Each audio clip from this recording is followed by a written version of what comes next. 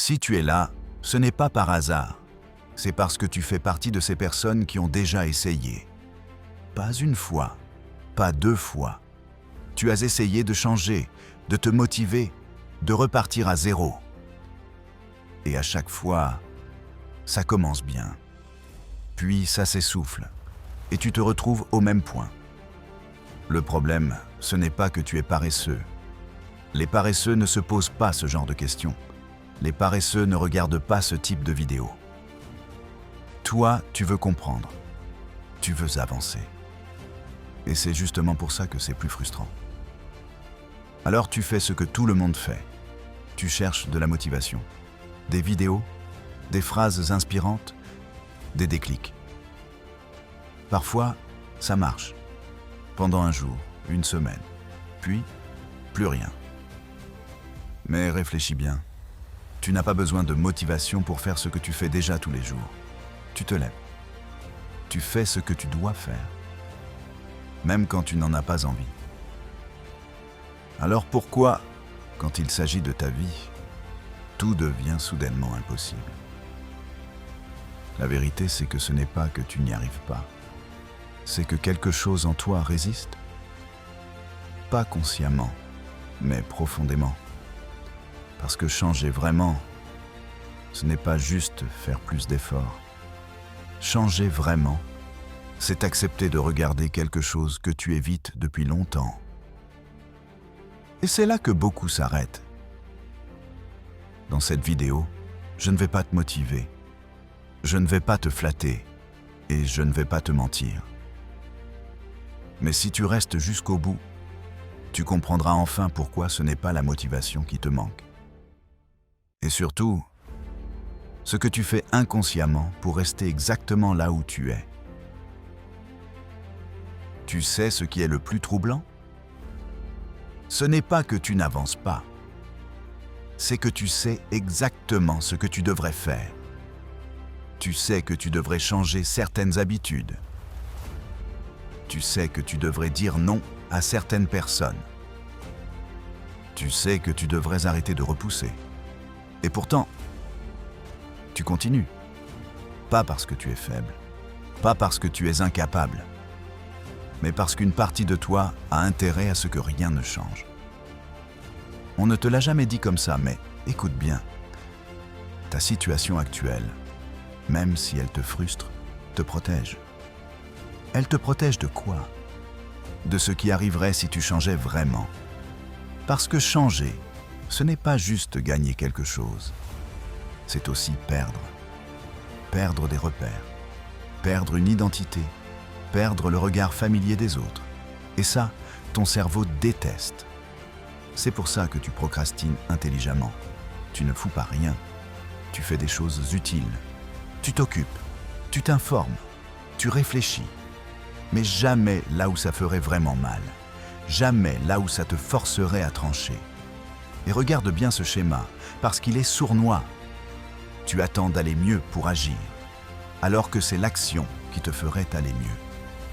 Tu attends d'être sûr, alors que la certitude n'arrive qu'après le saut. Tu attends le bon moment, mais le bon moment n'existe pas pour ce que tu évites. La plupart des gens ne stagnent pas parce qu'ils manquent d'énergie. Ils stagnent parce qu'ils n'osent pas assumer les conséquences d'une vie différente. Une vie où certains ne te reconnaîtront plus, certains ne t'approuveront plus, certains ne t'aimeront plus comme avant, et ça, inconsciemment, c'est perçu comme un danger. Alors tu fais quoi? Tu t'auto-sabotes proprement. Tu te dis, ce n'est pas le bon moment. Je dois encore réfléchir. Je dois régler autre chose avant. Mais en réalité, tu repousses une confrontation. Pas avec les autres, avec toi, parce que si tu fais ce que tu sais devoir faire, tu ne pourras plus te raconter certaines histoires. Tu ne pourras plus dire « je pourrais », mais « un jour, quand, si j'avais ». Et ça, c'est vertigineux. Beaucoup préfèrent rester frustrés plutôt que responsables. Parce que la frustration permet encore de rêver. alors que la responsabilité oblige à agir.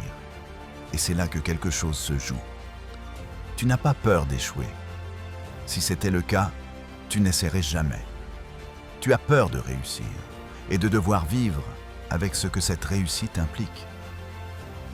Pose-toi cette question, honnêtement. Qu'est-ce qui changerait concrètement dans ta vie si tu faisais ce que tu sais déjà devoir faire? Qui serais-tu obligé de décevoir? Qu'est-ce que tu ne pourrais plus tolérer? Qu'est-ce que tu ne pourrais plus fuir? C'est là que ça se cache. Et tant que tu ne regardes pas ça en face, tu peux regarder toutes les vidéos de motivation du monde. Rien ne changera durablement. Parce que ce que tu évites n'a rien à voir avec la motivation. Ça a à voir avec ce que tu refuses de voir. Tu veux savoir pourquoi tout ce que tu viens d'entendre te met mal à l'aise? Parce que ce n'est pas abstrait. Ce n'est pas philosophique. C'est très concret. Depuis le début, tu crois que tu bloques avant d'agir. Mais la vérité, c'est que tu bloques avant d'assumer. Assumer quoi? Le fait que, une fois que tu verras clairement ce qui te retient, tu n'auras plus d'excuses valables pour ne pas bouger. Et c'est là que le piège se referme. Parce que tant que tu peux dire « je manque de motivation », tu n'es pas responsable. La motivation, ça va, ça vient. Ce n'est pas de ta faute. Mais si le problème est ailleurs, alors la balle est dans ton camp. Observe bien ton comportement. Quand une opportunité arrive, tu la minimises. Quand une idée claire apparaît, tu la rationalises. Quand une décision s'impose, tu la repousses. Pas parce que tu ne peux pas, mais parce que tu sais ce que cette décision déclencherait derrière. Ce n'est pas l'action qui te fait peur, c'est l'après. L'après où tu ne pourras plus faire semblant. L'après où tu ne pourras plus rester entre deux mondes. L'après où tu ne pourras plus dire « je verrai plus tard ». Et maintenant, écoute bien. Le vrai blocage n'est pas extérieur.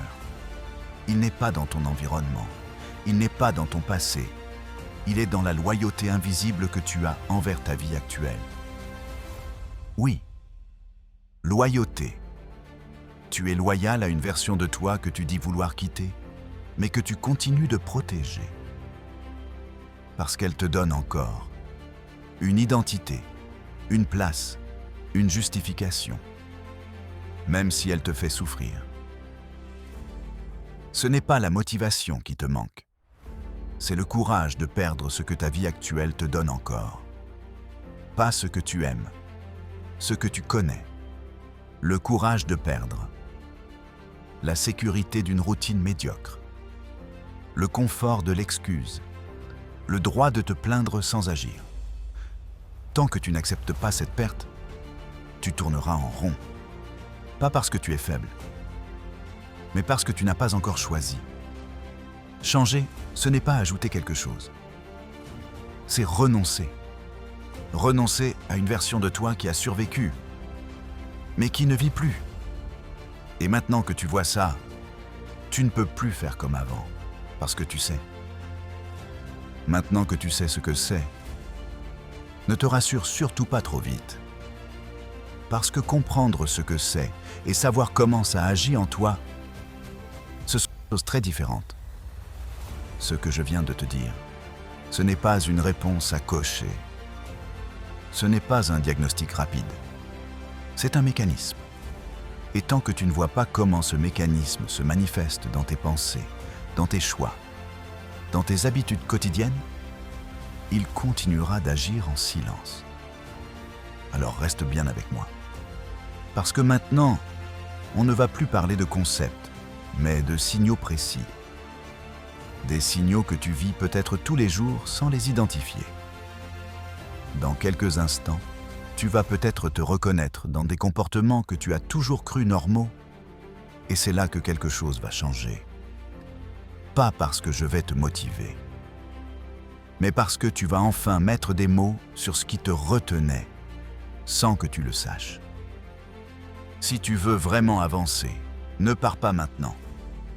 parce que ce qui vient n'est pas confortable. Mais c'est exactement ce dont tu avais besoin pour ne plus retomber dans les mêmes schémas. Ce que tu dois comprendre maintenant, c'est que ce courage dont on parle ne se manifeste pas en une fois. Ce n'est pas un grand geste héroïque. Ce n'est pas une décision spectaculaire. C'est une série de micro-renoncements. Renoncer à expliquer ta situation à tout le monde. Renoncer à attendre l'approbation. Renoncer à espérer que quelqu'un valide ton choix. Et ça, c'est difficile. Parce que toute ta vie, on t'a appris à être accepté avant d'être aligné. Regarde bien comment ce « ça » agit concrètement. Il se manifeste quand tu sais que tu devrais dire non et que tu dis oui pour garder la paix.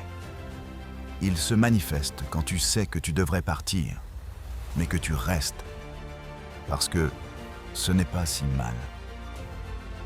Il se manifeste quand tu sais que tu pourrais faire plus, mais que tu te convainces que ce n'est pas le bon moment. Ce ne sont pas des défauts, ce sont des stratégies de survie. À un moment de ta vie, elles t'ont protégé, mais aujourd'hui, elles t'emprisonnent. Le problème, ce n'est pas que tu n'as pas changé plus tôt. Le problème, c'est que tu continues d'utiliser des mécanismes anciens dans une vie qui demande une autre version de toi. Et tant que tu ne reconnais pas ça, tu te bats contre toi-même. Une partie de toi veut avancer, une autre veut rester en sécurité. Et devine laquelle gagne, à long terme. Ce que personne ne te dit, c'est que le courage dont on parle n'est pas le courage d'agir. C'est le courage de décevoir. Décevoir certaines attentes. Décevoir certaines projections. Décevoir l'image que certains ont de toi. Et là, souvent, quelque chose se brise. Parce que tu réalises que si tu avances vraiment, tu ne pourras plus être tout pour tout le monde. Et inconsciemment, tu préfères être frustré plutôt que rejeté. Mais écoute bien ceci. Être rejeté pour ce que tu es fait moins mal, à long terme, que de t'abandonner toi-même pour être accepté. Ce « ça » se renforce chaque fois que tu choisis le confort plutôt que la vérité. Chaque fois que tu t'expliques au lieu d'assumer. Chaque fois que tu te minimises pour ne pas déranger. Et un jour, sans t'en rendre compte, tu appelles ça ta personnalité, alors que ce n'est qu'une adaptation. La bonne nouvelle, c'est que ce mécanisme n'est pas figé. Mais il demande quelque chose de précis. Pas de la motivation, pas de la discipline, de la clarté sur ce que tu es prêt à perdre, la clarté sur ce que tu refuses de sacrifier encore, la clarté sur ce que tu veux construire, même seul. Parce qu'à partir du moment où tu es clair, le courage suit, pas l'inverse. Et c'est là que beaucoup se trompent. Ils attendent de se sentir prêts pour agir. Alors que la préparation, c'est justement le renoncement. Renoncer à l'ancienne version, renoncer au cas où, renoncer à la vie tiède. Tu n'as pas besoin de tout changer aujourd'hui. Tu as besoin d'arrêter de trahir ce que tu sais déjà. Parce que chaque fois que tu sais et que tu n'agis pas, tu renforces ce « ça ». Et chaque fois que tu agis, même maladroitement, tu l'affaiblis. Ce n'est pas spectaculaire, mais c'est irréversible. Et maintenant que tu vois comment ça fonctionne, la vraie question n'est plus « Pourquoi je n'avance pas ?» mais « Qu'est-ce que je suis encore en train de protéger au détriment de ma propre vie ?» Si tu es encore là, ce n'est pas parce que cette vidéo était agréable. C'est parce qu'elle a touché quelque chose de vrai. Quelque chose que tu ressentais déjà, mais que tu n'avais jamais formulé clairement. Tu n'es pas en retard. Tu n'as rien raté. Tu es simplement à un moment précis de ta vie où continuer comme avant te coûterait plus cher que d'oser changer.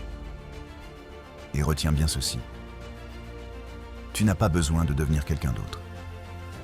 Tu as besoin d'arrêter de te retenir. Le courage dont on a parlé aujourd'hui, ce n'est pas de tout bouleverser du jour au lendemain. C'est de faire un premier choix honnête, un choix que tu connais déjà.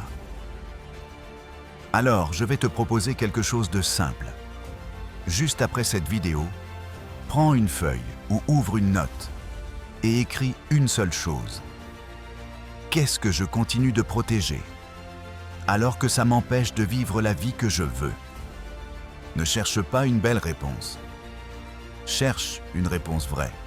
Si tu veux, écris-la dans les commentaires. Pas pour moi, pour toi. Tu verras. Le simple fait de l'écrire change déjà quelque chose. Et si cette vidéo t'a parlé, si elle t'a accompagné, alors abonne-toi. Ici, on ne te promet pas de la motivation. On t'aide à voir clair. Et parfois, c'est exactement ce qu'il faut pour que tout commence.